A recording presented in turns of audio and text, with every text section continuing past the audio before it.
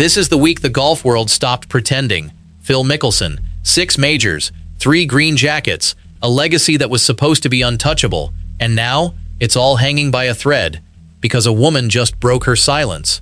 Not anonymously, not through a lawyer. She looked the world in the eye and spoke. And what she said? It's the kind of thing that makes you question everything you thought you knew about one of the greatest to ever play the game. Let me be clear. This isn't about rumors. This isn't about LIV versus PGA. This is personal. This is about a night, a villa, a phone, and a moment that allegedly turned into an urban legend on tour. Until now. Her name is Ashley Perez. She used to be married to Pat Perez, a fellow pro. She was inside the bubble. She was at the tournaments. She was part of the family. And what she claims happened behind closed doors is so shocking that even the most hardened golf insiders are struggling to process it. For 11 years, she stayed quiet. But now, she says she's done protecting the powerful. She says she's speaking for every woman who was too afraid. And the words she chose? They're devastating. Here's the thing, though. This story isn't just about one night. It connects to Phil's disappearance from LIV, his withdrawal from the Open, and a pattern that reportedly spans decades. 3 golf clubs, multiple women, and a culture that allegedly looked the other way. Now, before I walk you through exactly what Ashley Perez said and what happened inside that villa at the Barclays tournament, here's my question to you. Do you think a legend's off-course behavior should affect how we remember their on-course achievements? Or are these two things separate? Drop your honest take in the comments. And if you actually care about the real story behind the headlines, hit that subscribe button. We're building a channel for fans who want the truth, not the fluff. Alright, let me take you back to the story. The PGA Tour was in New Jersey for the Barclays tournament at Plainfield Country Club. Just another stop on the calendar. But for one couple, it would become the night that changed everything. That couple was Pat and Ashley Perez. Pat was a solid tour pro. Ashley was his wife. She was just 27 years old. Young, bright-eyed, from a small town in Oklahoma. She was still getting used to the glamour of pro golf, the private jets, the villas, the access to legends she'd only ever watched on TV. And one of those legends was Phil Mickelson. Phil and Pat knew each other from San Diego. They weren't best friends, but they moved in the same circles. So when Phil offered to let the Perezes stay at his villa during the Barclays, it felt like a generous gesture. Pat was playing well. Ashley was starstruck. She thought it was cool that Phil Mickelson wanted to be her buddy. And he did. He started texting her, good morning messages, friendly check-ins, nothing overtly inappropriate at first, just a famous, powerful man paying attention to a young woman who was flattered by it. Looking back now, Ashley says she realizes what was really happening. She says it felt like grooming, a slow build, the kind of attention that makes you lower your guard before you even know it's happening. And that brings us to the night. The night everything allegedly went off the rails. Phil had invited them to his villa at Liberty National. The 3 of them were sitting on the patio, drinking red wine, looking out at the Statue of Liberty. It was a postcard moment. Pat and Ashley were relaxing. Phil was playing the gracious host. The wine was flowing. The conversation was easy. And then Pat excused himself. He stood up, said he was going to use the bathroom, and walked back inside the villa. Suddenly, Ashley was alone with Phil Mickelson. Just the 2 of them, sitting there, wine glasses in hand, the lights of New York City flickering in the distance. And in that moment, those few seconds of silence, Phil did something that Ashley says she will never forget. He reached into his pocket. He pulled out his phone. And without a word, he turned the screen toward her. What she saw made her stomach drop. She didn't know it yet, but that image would haunt her for the next 11 years. For a moment, she couldn't process it. Her brain was trying to make sense of what she was looking at. She was sitting next to Phil Mickelson, one of the most famous athletes in the world, and he was showing her something that should have stayed private. She didn't say anything at first. She just stared. Then she looked away. Then she stood up and walked inside. She didn't confront him. She didn't scream. She just walked to her room and closed the door. Pat was still in the bathroom. He had no idea what had just happened outside. Ashley sat on the bed. Her hands were shaking. She replayed the moment in her head. Did that really happen? Did Phil Mickelson just show her that? Was she imagining it? She wanted to tell Pat, but she knew he had a tournament to focus on. He was in contention. She didn't want to be the reason he lost his focus. So she stayed quiet. She buried it. She tried to pretend it didn't happen, but it did. and she couldn't unsee it. The tournament ended. Pat played well. They went home to San Diego, and Ashley decided she had to tell him. She couldn't carry that secret alone, so she told Pat everything. What Phil showed her on the phone, the way he looked at her, the silence that followed. Pat was furious. He didn't hesitate. He picked up the phone and called Phil Mickelson right there. That call lasted 26 minutes. 26 minutes of Phil alternating between apology and denial. 26 minutes of Pat demanding answers. 26 minutes that Ashley recorded on her phone. She still has that recording. She played it for the journalist who broke this story. That call should have been the end of it. But in the golf world, secrets like this don't stay buried. During that call, Phil tried to downplay what happened. He said it was just a topless photo. Just a misunderstanding. He apologized. He said he was sorry. But what was he actually sorry for? Pat didn't buy it. He told Phil directly, "If you don't remember these things, that's a fucking problem. That means you've got a lot of fucking problems." That line stuck with Ashley because it told her everything she needed to know. Phil wasn't denying that something happened. He was just trying to control the narrative, trying to make it seem smaller than it was. And that's where the story sat for years. Quiet, buried, a whispered rumor on tour. Some players knew, some caddies knew, but nobody spoke publicly because this was Phil Mickelson. He wasn't just a player, he was an icon. He was the guy who smiled at fans, signed autographs, did commercials.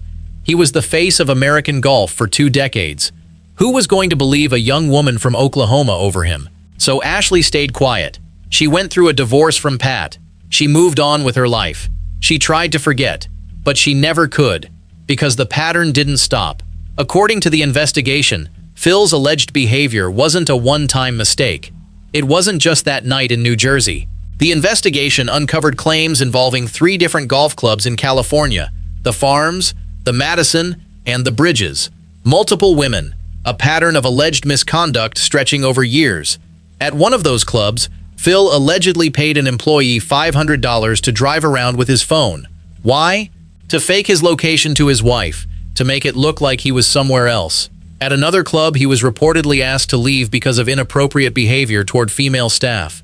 Not a warning, not a quiet conversation. He was told not to come back. These weren't just rumors. These were documented by 19 sources. 19 people who spoke to journalist Alan Shipnuck for his investigation. 19 people who confirmed that a legend had a dark side that the public never saw. And now Ashley Perez was finally ready to speak. On June 28, 2026, she posted a statement on her Instagram story. The words were short, but they cut deep. She wrote, "I will rise up and stand next to the millions of women who have been silenced to protect the evil and darkness that lurks amongst us. Thank you dearly for all the love and support. My heart goes out to the countless other victims." That was her breaking silence. That was the moment she stopped being afraid. And then she sat down for an interview. She told the full story. She gave details she had kept locked inside for 11 years. Now let's be crystal clear about what Ashley actually claims happened that night. She says Phil showed her a full-body picture of himself, naked, with an erection, while flexing one bicep. Not a topless photo, not a misunderstanding, a full nude photo, taken in a bathroom mirror. And then, after Pat had gone inside, Phil leaned over and said, "I'm going to leave my bedroom door open tonight. When Pat falls asleep, I want you to come see me." Those are her words, word for word. That's what she claims he said to her, on that patio, while the wine was still in her glass, while the Statue of Liberty sat in the distance, while her husband was in the bathroom. Let that sink in. A legend, a Hall of Famer, a man who has been celebrated for decades, allegedly propositioned a fellow player's wife in his own villa, and then showed her a photo that no woman in that situation should ever see. Ashley says she was too stunned to respond. She just sat there, frozen. She was 27 years old. Phil was 44. He was twice her age. He was the most powerful figure in the room. And he knew it. In her interview, she said, "I was so young and innocent. I'm just this girl from Oklahoma, and it's like, I can't believe Phil Mickelson wants to be my buddy. And he's sending me good morning texts." She added, "Looking back now, it definitely feels like I was being groomed." Groomed. That's the word she used. A slow, calculated pattern of attention designed to make her feel special, to make her feel like she mattered to him, until the moment came when he thought he could push further. And then she said something that speaks to the entire golf culture. She said, "With Phil, I feel like the pattern has been there for many years, but people have been afraid to go public because it's Phil Mickelson. We give these golfers so much adulation and money, they think they're gods. They think they're untouchable. Being a pro athlete doesn't exempt you from behaving respectfully in society." That's the core of this story. It's not just about one woman. It's about a system that protects the powerful. She also said, "With Phil, you're dealing with an egotistical narcissist. I know the type. I used to be married to one. Phil will keep going until he gets caught." Actually, it takes more than that. If Phil's behavior is ever going to change, he has to understand the trauma he has caused so many people in so many parts of his life. She came forward, she said, to give other women the courage to share their truth. And that's devastating. Because she's not just accusing him, she's pleading with the rest of the golf world to stop looking away. So where does that leave Phil Mickelson today? His representatives responded quickly. They called the investigation an anonymously sourced drive-by shooting. They said the journalist should have focused on transparency and verification. They also claimed Phil was never expelled from any golf club. They said his departures from the Farms, the Madison, and the Bridges were his own decisions, not revocations, personal choices. And regarding the photo, they suggest it was a misunderstanding, a topless photo, not a nude. An apology was offered, but they say that shouldn't be taken as an admission of everything. But here's the thing. The journalist, Alan Shipnuck, stands by his reporting. He says 19 sources were interviewed. He says Phil, his wife, and his lawyer were all given a chance to respond before publication. And Shipnuck's editor confirmed that the publication stands by its reporting. So we're left with a he said, she said. Except one side has a recording of a 26-minute phone call. One side has 19 sources. And one side is a young woman who has nothing to gain and everything to lose by speaking out. Meanwhile, Phil's wife Amy has released a statement of support. She said, throughout their 35-year relationship, his wife Amy Mickelson has supported Mr. Mickelson and their family with extraordinary grace, unwavering love, and the belief that people are measured not only by their failures, but by what they do to make them right. That's a powerful statement. But it also raises a question. What exactly does Phil need to make right? This is where the story gets even more complicated. Because Phil has essentially vanished from professional golf. He has played only one LIV tournament this year, in South Africa, in March. He missed the Masters, he missed the PGA Championship, he missed the US Open, and now he is withdrawn from the Open Championship at Royal Birkdale. That's the first year since 1990 that he hasn't played in at least one major, the first time in over 30 years. His absence isn't just about scheduling. The New York Times reported that Alan Shipnuck was specifically investigating why Phil had basically disappeared from LIV golf and social media. And now we know part of the answer. Allegations like this don't stay quiet forever. They catch up. They force you to retreat, to hide, to hope the storm passes. But this storm isn't passing. It's only getting louder. For die-hard golf fans, this is painful. We grew up watching Phil. We saw him win the Masters in 2004. We saw him win the PGA Championship at Kiowa at age 50. We cheered for him. We defended him against the LIV critics. We wanted to believe he was one of the good guys. And now, we don't know what to believe. The evidence is mounting. 19 sources, a recording, a pattern that spans multiple clubs and multiple women. Ashley Perez is not the only name. She is just the one who finally had the courage to speak publicly. This is where the golf world stands right now. One legend's legacy is being rewritten in real time. Phil Mickelson can hire lawyers. He can issue statements. He can have his wife stand by him. But he can't make this go away, because Ashley Perez is not going back into silence. She broke her silence for a reason. She wants the world to know, and the world is finally listening. Now, I want to leave you with one final thought. As a fan, how do you reconcile the golfer you watched on Sundays with the man described in these allegations? Can you separate the two? Or does the man define the legend?